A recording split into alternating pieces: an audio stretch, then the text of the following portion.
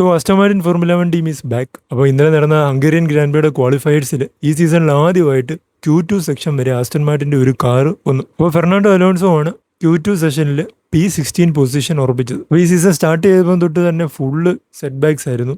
Honda Aston മാർട്ടിന് വേണ്ടി create ചെയ്ത എഞ്ചിൻ അവരുടെ കാറുമായിട്ട് ചാസിയുമായിട്ടും ഒന്നും ഇത്ര സിങ്ക് ആവുന്നില്ല. അതുകൊണ്ട് തന്നെ ഒത്തിരി വൈബ്രേഷൻ ഇഷ്യൂസും, അതുപോലെ തന്നെ ടോപ്പിലുള്ള മെഴ്സിഡസ്, ഫെറാറി, റെഡ് ബുള്ള് പോലുള്ള ടീംസുമായിട്ട് 6 സെക്കൻഡ് വരെ പിൻപിലാണ് ഈ ആസ്റ്റൺ മാർട്ടിൻ ഇപ്പോൾ ഉണ്ടായിരുന്നത്. അതുകൊണ്ട് തന്നെ സീസണിലെ ഫസ്റ്റ് ഹാഫിലുള്ള മിക്ക റേസുകളിലും ക്വാളിഫയിങ് സെഷനിൽ Q3 തന്നെ എലിമിനേറ്റ് ആവുന്ന ഒരു സ്ഥിതിയിലായിരുന്നു. അങ്ങനെ ഒരു പുതിയൊരു ശ്വാസം കിട്ടിയതുപോലെ ഹംഗേറിയൻ ഗ്രാൻഡ് പ്രിക്ക് മുമ്പായിട്ട് ഹോണ്ട അവരുടെ സ്പെക് ബി എഞ്ചിൻസ് ആസ്റ്റൺ മാർട്ടിന് വേണ്ടി അയച്ചു കൊടുത്തു. അതുമാത്രമല്ല ആസ്റ്റൺ മാർട്ടിൻ കാറിന്റെ എയറോഡൈനാമിക്സിന്റെ front wing, rear wings, side ports അത് കംപ്ലീറ്റ് ഒന്ന് റീസെറ്റ് ചെയ്തിട്ടുണ്ട്.